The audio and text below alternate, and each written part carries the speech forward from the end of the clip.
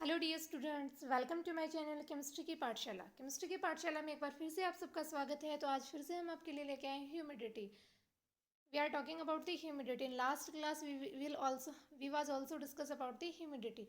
Last class में भी हम क्या पढ़ रहे थे? ह्यूमिडिटी पढ़ रहे थे। ठीक है, अब हम क्या पढ़ रहे हैं? उसका जो last absolute temperature absolute humidity पढ़ी थी ना हमने। देखिए, अब मैं थोड़ा सा आपको रिवाइज करा देती हूँ। Humidity is of two type, there is absolute humidity and relative humidity. Absolute humidity is independent of temperature. जो आपकी एब्सोल्यूट ह्यूमिडिटी होती है that is independent of temperature. वो क्या होती है? टेम्परेचर से इंडिपेंडेंट होती है।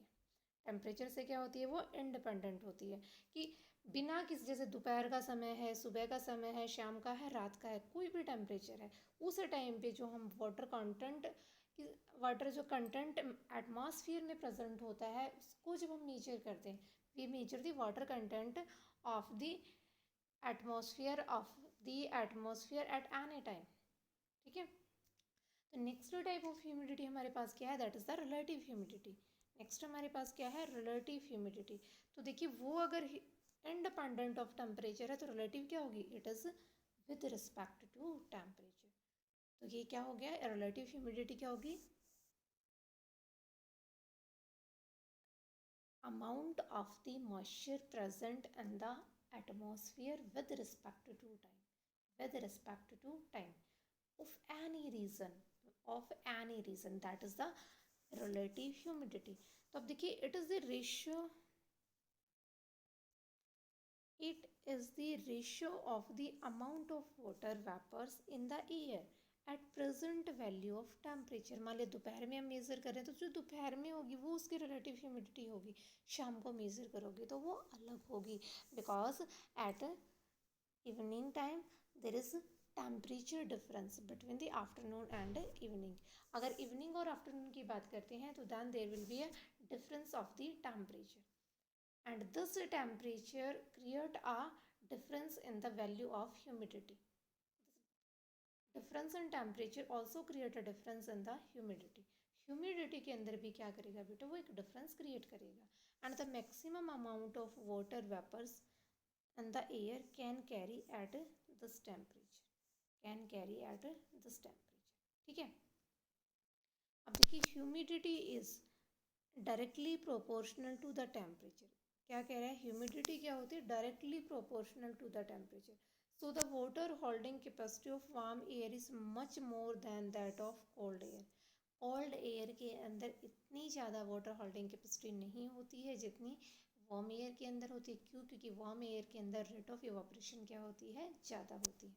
Relative humidity of cold air is much higher than that of hot air, even both have the same absolute humidity.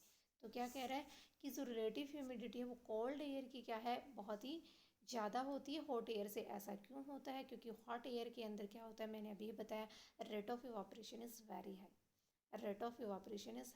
High. But cold air के अंदर बहुत एक मिनिमम रेट ऑफ इवापोरेशन होती है। वाटर जो वेपर्स उसमें प्रेजेंट है वो इवापोरेट नहीं होते। बट जो एब्सोल्यूट ह्यूमिडिटी होती है that is same. The value of relative humidity is always expressed in percentage. तो रिलेटिव ह्यूमिडिटी की वैल्यू को हमेशा हम किस में एक्सप्रेस करेंगे? Always in the percentage. At 100% air is said to be saturated, hence can not carry more water vapour. When air is saturated, it condenses and rain. जब air क्या हो जाती है? सैचुरेट हो जाती है। सैचुरेट होने के बाद वाटर वेपर से क्या करते हैं? They get condensed into liquid, और लिक्विड क्या होते हैं? हैवी हो जाते हैं and they will fall down in the form of rain. Rain की फॉर्म में वो क्या हो जाते हैं? फॉल डाउन हो जाते हैं। Rain brings down the relative humidity from 100%। 100% से उसको क्या कर देती है? कम। Hygrometer is used to measure the relative humidity of a place. किसी भी प्लेस की जो रिलेटिव ह्यूमिडिटी है that is measured by hygrometer. ये इंपॉर्टेंट क्वेश्चन है, यहाँ से याद रखना। कौन मेजर करेगा बेटा? Yes, hygrometer. कौन मेजर करेगा? हाइग्रोमीटर। नेक्स्ट आपके पास है रेनफॉल। नेक्स्ट हमारे पास क्या है, रेनफॉल। तो देखिए रेनफॉल क्या होती है, rainfall at any place can be predicted by the value of relative humidity of that region. क्या कह रहा है कि किसी भी प्लेस पे कितना रेनफॉल होने वाला है या होगा, वो किस पे डिपेंड करता है, that is totally depend on relative humidity of that region. When temperature reduced,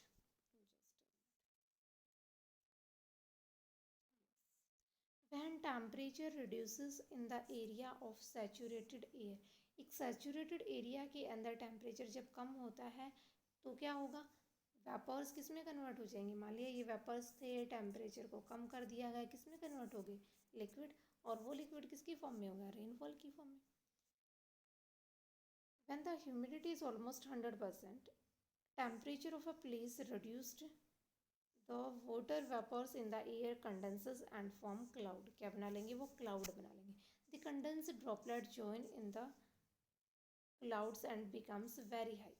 देखो क्या होता है, मैं आपको एक बार अभी बताती हूँ। जैसे ये एक सरफेस है, तो एटमॉस्फेयर में क्या प्रेजेंट होता है बेटा, एटमॉस्फेयर में प्रेजेंट होता है हमारे पास बहुत सारे डस्ट पार्टिकल्स प्रेजेंट होते हैं, बहुत सारे स्मॉक के पार्टिकल्स होते हैं। उन पार्टिकल्स, जान लिया ये आपके, जस्ट वेट, ये हैं आपके पार्टिकल, डस्ट के पार्टिकल हैं, मान लिया, ठीक है, एयर के अंदर सस्पेंडेड पार्टिकुलेट मटेरियल्स। अब क्या हुआ, इनके ऊपर जाके वाटर, जैसे टेम्परेचर कम होने लगा तो वाटर वेपर क्या हो गई, इसके सराउंड में आ गई। यहाँ क्या स्टार्ट हो गई, ये गेट कंडेंस होना शुरू हो गई, ठीक है। यहाँ क्या होना शुरू किया इन्होंने, दे गेट कंडेंस्ड, क्या हो गया ये, हियर दे गेट कंडेंस्ड। अब देखो ये पहले क्या थे, वेपर थे, अब ये ड्रॉप, ये क्या हो गए, क्लाउड्स के साथ हैं।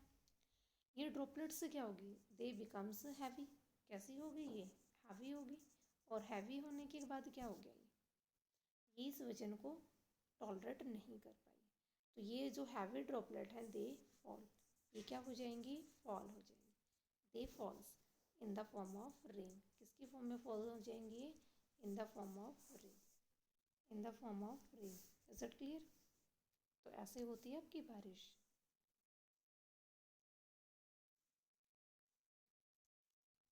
when the humidity is almost 100%, when the humidity is almost 100%,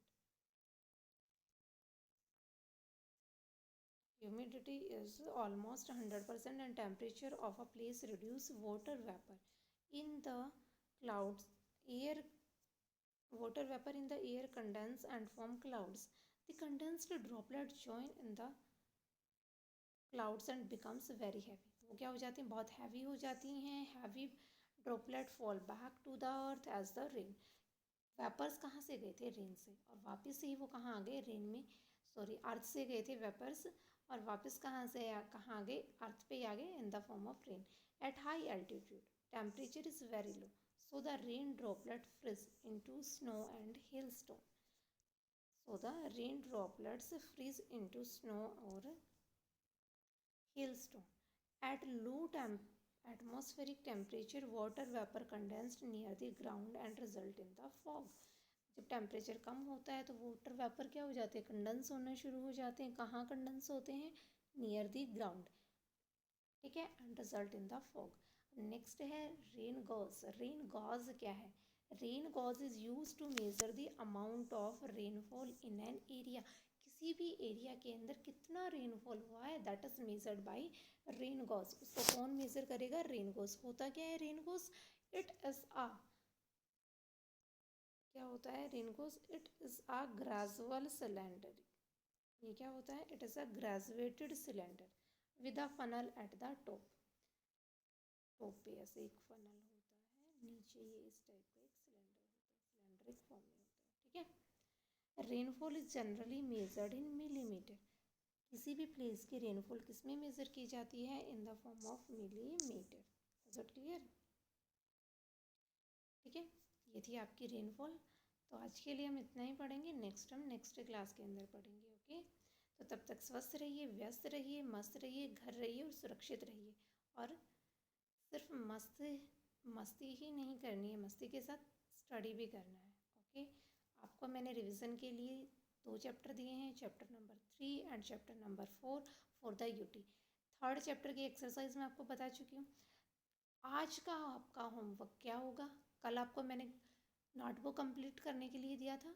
आज का आपका होमवर्क क्या होगा? You have to learn your define the following terms. जो भी थर्ड चैप्टर में आपको डिफाइन दी फॉलोइंग टर्म्स दी गई हैं वो आपको लर्न करनी है। You read and write them in your rough notebook.